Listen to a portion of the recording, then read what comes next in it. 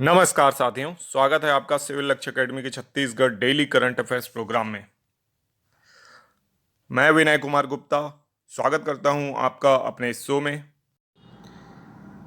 पहला प्रश्न है, छत्तीसगढ़ के राज्य निर्वाचन आयुक्त कौन बने हैं?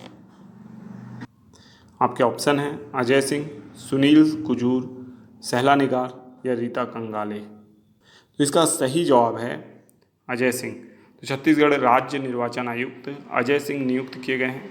पहले रीना बाबा साहेब कंगाले थी, तो इनको हटाया गया है और अजय सिंह को इस पद पे नियुक्त किया गया है। इसको याद रखना है आपको, ठीक है। नेक्स्ट क्वेश्चन है, गोंचा पर्व कब मनाया जाता है? बहुत ही इंपॉर्टेंट क्वेश्चन है, आया हुआ क्वेश्चन है और गोंचा पर्व बहुत फेमस है, इसलिए इसके रिलेटेड जितने भी तथ्य हैं आपको पता होने चाहिए। तो इसका सही जवाब है ऑप्शन डी, आषाढ़ माह। आषाढ़ माह में गोंचा पर्व मनाया जाता है, इसको बहुत अच्छे से याद रखिएगा। आषाढ़ माह में, ठीक है।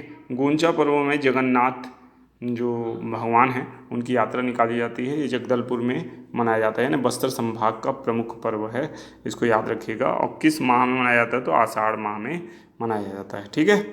नेक्स्ट क्वेश्चन है, एशिया का एकमात्र संगीत विश्वविद्यालय कहाँ है? तो इसका सही जवाब है खैरागढ़ में है। एशिया का एकमात्र संगीत विश्वविद्यालय खैरागढ़ में है, इसको याद रखना है, ठीक है। अब ये जो विश्वविद्यालय, संगीत विश्वविद्यालय अभी न्यूज़ में क्यों है? क्योंकि यहाँ की जो कुलपति थी वो ममता चंद्राकर थी, ठीक है। और ममता चंद्राकर को वर्तमान सरकार ने हटा दिया है, ठीक है। और जो दुर्ग संभाग के संभागायुक्त थे उनको वर्तमान में कुलपति का कुलभार यानी पदभार दिया गया है, ठीक है। तो ममता चंद्राकर है ना, जो कि पहले खैरागढ़ की कुलपति थी, अब उनको उनके पद से हटा दिया गया है। मोक्षदा चंद्राकर का नाम, आपको इस नाम से भी उनका नाम मिलेगा, ठीक है। तो इसको याद रखिएगा। नेक्स्ट क्वेश्चन है, 10वां अंतर्राष्ट्रीय योग दिवस कहाँ मनाया गया? तो इसका सही जवाब है श्रीनगर। श्रीनगर में 10वां अंतर्राष्ट्रीय योग दिवस मनाया गया। बहुत ही इंपॉर्टेंट क्वेश्चन है ना। योग दिवस किस दिन मनाया जाता है? तो 21 जून, है ना, 21 जून को मनाया जाता है। उम्मीद है आप सभी ने योग किया होगा 21 जून को, ठीक है। तो इसको याद रखिएगा, 10वां अंतर्राष्ट्रीय योग दिवस मनाया गया श्रीनगर, ठीक है। नेक्स्ट क्वेश्चन है, 18वीं लोकसभा के प्रोटेम स्पीकर कौन बने हैं? इसका सही जवाब है भर्तृहरि मेहताब। भर्तृहरि मेहताब जो हैं 18वीं लोकसभा के प्रोटेम स्पीकर बने हैं, है ना, इसको याद रखिएगा। और प्रोटेम स्पीकर का कार्य क्या होता है? प्रोटेम स्पीकर जो है वो बाकी जितने भी सदस्य होते हैं, है ना, उनको संसद की सदस्यता दिलाता है, ठीक है, सदस्यता की शपथ दिलाता है। और जितने भी सांसद होंगे ना लोकसभा में, उनको सबको शपथ दिलाने का काम कौन करेगा? प्रोटेम स्पीकर करेगा, ठीक है। और इसके बाद जो आपका स्पीकर है उसका चुनाव भी होगा उस दौरान पे, तो वो भी प्रोटेम स्पीकर ही कराएगा अगर निर्वाचन होगा तो, ठीक है।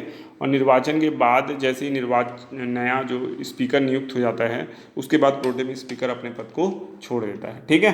तो इसको याद रखना है, प्रोटेम स्पीकर का जो पद है यह अस्थायी पद होता है, ठीक है। नेक्स्ट क्वेश्चन है, सुरमा पाड़ी किस राज्य की दूसरी महिला विधानसभा अध्यक्ष बनी हैं? तो इसका सही जवाब है ओडिशा। ओडिशा की दूसरी महिला विधानसभा अध्यक्ष कौन बनी है? सुरमा पाड़ी। सुरमा पाड़ी का नाम याद रखिएगा। इनका संबंध किस राज्य से है? ओडिशा राज्य से है। नेक्स्ट क्वेश्चन है, वैश्विक ऊर्जा संक्रमण सूचकांक 2024 में भारत की रैंक क्या है?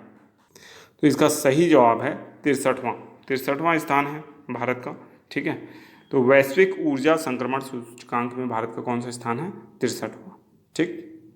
अब इसमें प्रथम 3 स्थान पर कौन है? तो पहले स्थान पर स्वीडन है, दूसरे स्थान पर डेनमार्क है और थर्ड स्थान पर फिनलैंड है।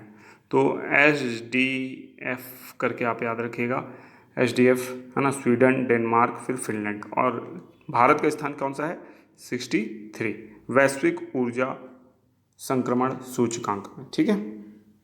अब आज का अंतिम प्रश्न जो कि आप लोगों के लिए है, पर्यावरण प्रदर्शन सूचकांक में भारत का कौन सा स्थान है?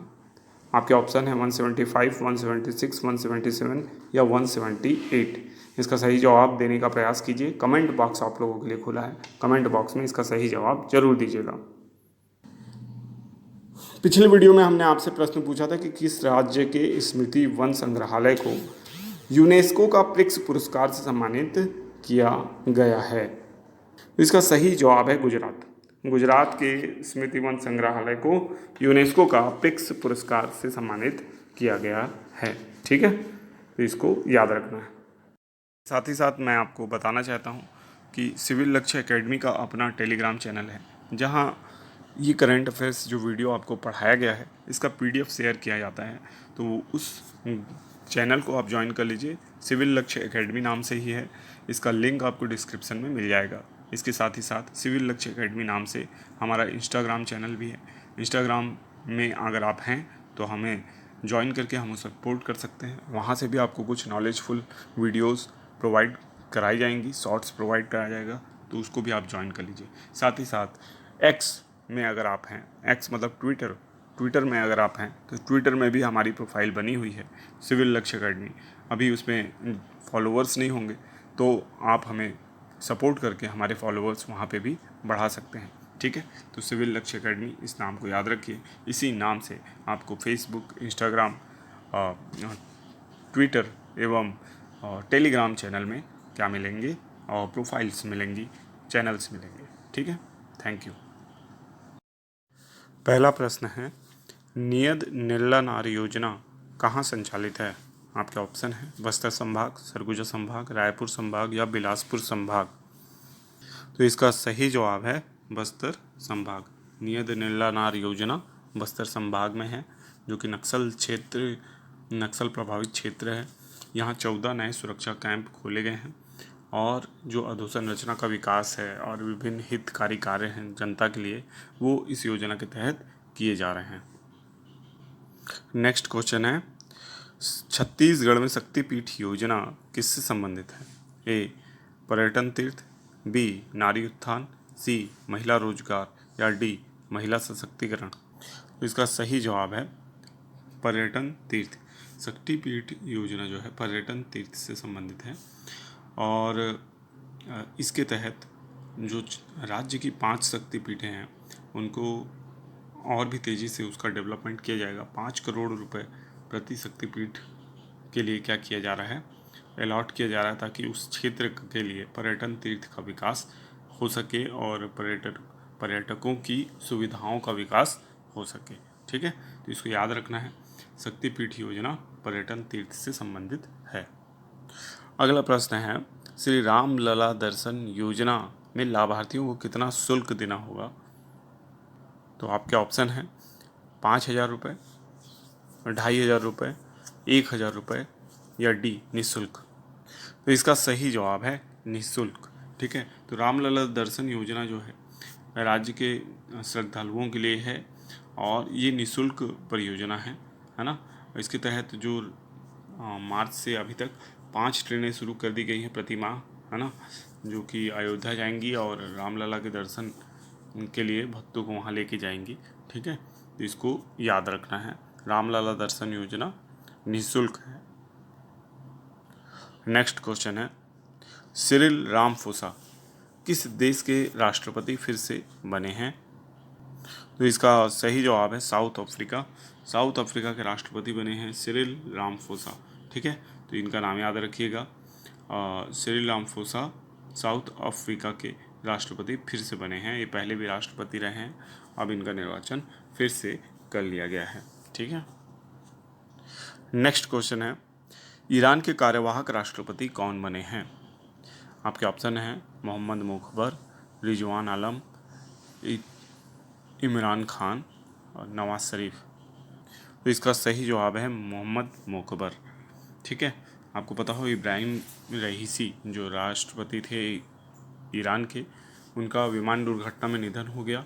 ठीक है, तत्पश्चात अब वहाँ नए राष्ट्रपति बने हैं, कार्यवाहक हैं अभी ये मोहम्मद मुखबर। ठीक है, तो इनका नाम याद रखना है आपको। नेक्स्ट क्वेश्चन है, हिंदी भाषा का साहित्य अकादमी युवा पुरस्कार किसे प्रदान किया गया है? तो इसका सही जवाब है गौरव पांडे, है ना। गौरव पांडे को हिंदी भाषा का साहित्य अकादमी युवा पुरस्कार प्रदान किया गया है। Thanks for watching, God bless you all.